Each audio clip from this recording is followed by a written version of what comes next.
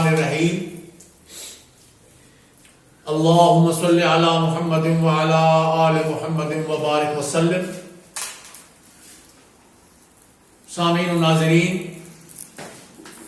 ناموس رسالت کے عنوان سے جو ہم نے گفتگو کا سلسلہ شروع کیا، آج اس کی تیسری قسط پیش کر رہے ہیں۔ قرآن مجید کے حوالے سے اگر ہم عظمت ناموس رسالت کو سمجھنا چاہیں تو سارا قرآن ہی عظمت ناموس رسالت کا بیان ہے، مگر مختصر طور پر اگر کچھ بات کی جائے تو 2 یا 3 آیات سامنے رکھنا ضروری ہے۔ مثلا ایک بات یہ کہ مکہ میں جو ابو لہب، کہ سب جانتے ہیں اس کا نام، اور وہ شرک کرتا تھا، بتوں کی پوجا کرتا تھا، اور شرک کو پلیدی کہا گیا ہے، اور ان الشرک لظلم عظیم کہا گیا ہے۔ نہ صرف شرک کرتا تھا، نہ صرف یہ کہ بتوں کی پوجا کرتا تھا، بلکہ اس نے کعبہ مطہرہ مقدسہ کے اندر بت رکھ کر ان کی پوجا شروع کی ہوئی تھی۔ اور یہ بھی نہیں کہ ایک دن کے لیے کیا، ایک ہفتے کے لیے، ایک مہینے کے لیے، ایک سال کے لیے کیا، نہیں، سال ہر سال سے وہ اس شرک کی بدترین صورت میں مبتلا تھا، لیکن اللہ تبارک و تعالی نے کوئی سخت ناراضگی اس پر ظاہر نہیں فرمائی، اس کو مہلت دی، مہلت چلتی رہی۔ لیکن ہم قرآن مجید کا مطالعہ کریں تو سورۃ اللہب کے اندر یہ بات واضح ہو جاتی ہے کہ حضور نبی مکرم علیہ الصلوۃ والسلام نے جب سرداران مکہ کو طلب کیا اور آپ کو اس صفا پر تشریف لے گئے اور سارے سرداران نیچے جمع ہو گئے اور حضور علیہ الصلوۃ والسلام نے کلمہ حق ان کے سامنے بیان کیا، دین حق کی طرف ان کو دعوت دی، تو وہ سرداران منہ پھیر کر چلے گئے، لیکن زبان سے کچھ نہیں کہا۔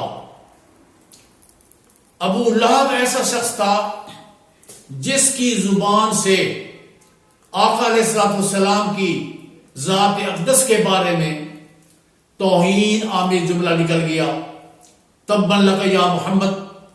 اس نے اپنے بغض و عناد اتنا تھا اس کا کہ اس نے یہ گستاخانہ جملہ کہہ دیا۔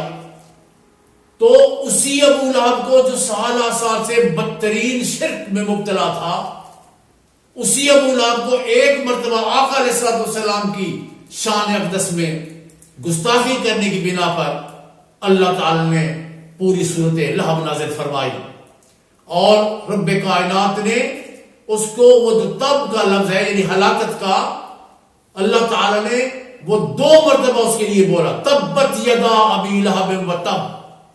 اتنی ناراضگی اور اللہ تعالی نے اتنا غصہ اظہار فرمایا اور اتنی ناراضگی کا اظہار فرمایا۔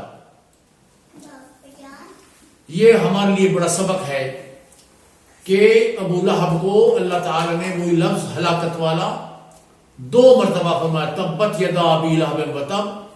ابو لہب کے دونوں ہاتھوں پہ ہلاکت ہو اور ہلاک ہو، یہ 2 دفعہ اللہ تعالی نے یہ لفظ استعمال فرمایا۔ اسی طرح عرب میں دستور تھا کہ کوئی بڑا شخص بات کرے اور سننے والوں کو کچھ بات سمجھ نہ آئے، وہ از راہ ادب کہتے تھے راعنا، اے حضرت ہمارا خیال فرمائیے۔ یہ ادب کا طریقہ تھا، یعنی ہمیں بات سمجھ نہیں آئی، ہمیں دوبارہ سمجھیے۔ یہ کہنا بے ادبی سمجھا جاتا تھا کہ آپ کی بات ہی سمجھ نہیں آئی ہم کو، یہ کہنا معاشرے میں بے ادبی سمجھا جاتا تھا، لہذا یہ لفظ نہیں کہتے تھے۔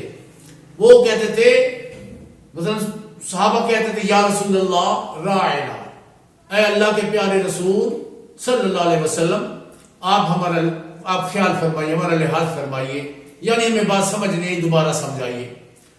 تو کچھ منافقوں نے اور کچھ یہودیوں نے، قرآن یہ بتاتا ہے کہ وہ زبان کو تھوڑا سا مروڑ کر راہنا کی بجائے راعینا کہتے تھے، اور راعی کا معنی عربی میں ہے بکریاں چرانے والا.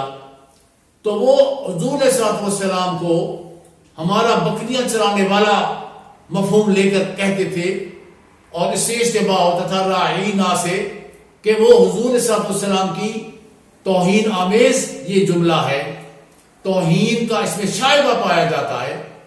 تو اللہ تبارک و تعالیٰ نے فوراً ایمان والوں کو منع فرمایا.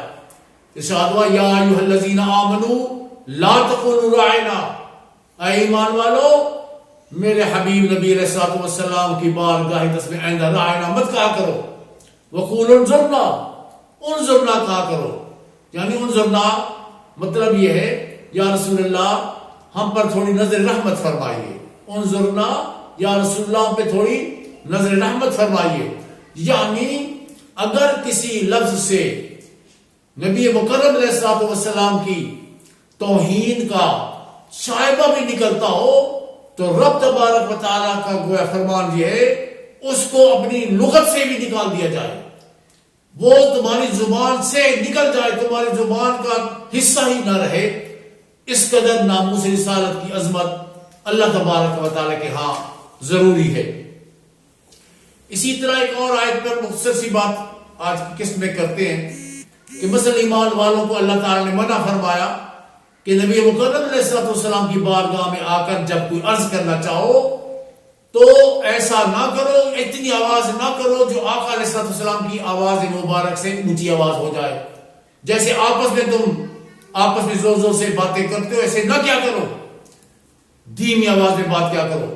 ارشاد ہوا یا ایھا الذین آمنوا لا ترفعوا اصواتکم فوق صوت النبی. یاد رکھنا نبی مکرم علیہ الصلوۃ والسلام کی جو آواز مبارک ہے تمہاری آواز اس سے اونچی نہیں ہونی چاہیے. اور سخت وعید فرمائی اگر ایسا ہوا ان تحبط اعمالکم وانتم لا تشعرون، تمہارے سارے ایمان ہی اعمال ہی ضائع ہو جائیں گے، اور ان اعمال میں ایمان کا عمل بھی ہے. تو گویا ایمان ہی تمہارا ضائع ہو جائے گا. جب ایمان ضائع ہو جائے گا تو سارے اعمال وہ ضائع ہو جائیں گے اور تمہیں پتہ بھی نہ چلے گا. تو اندازہ ہوتا ہے کہ اللہ تبارک و تعالی نے اپنے نبی علیہ الصلوۃ والسلام کی ناموس کو کتنا عظیم الشان بنایا ہے، کتنا بلند درجہ بنایا ہے. ہم اس عظمتوں کو نہیں پہنچ سکتے جتنا کسی کی بس میں ہو، جتنا کسی کے اختیار میں ہو، جتنا کوئی شخص کوشش کر سکے ہر دم ہر صبح شام آقا علیہ الصلوۃ والسلام کی عظمتیں بیان کرے، نعتیں پڑھے اور نعتیں سنے. یہ ایمان کی سلامتی کی بڑی دلیل ہے. وآخر دعوانا الحمدللہ رب العالمین.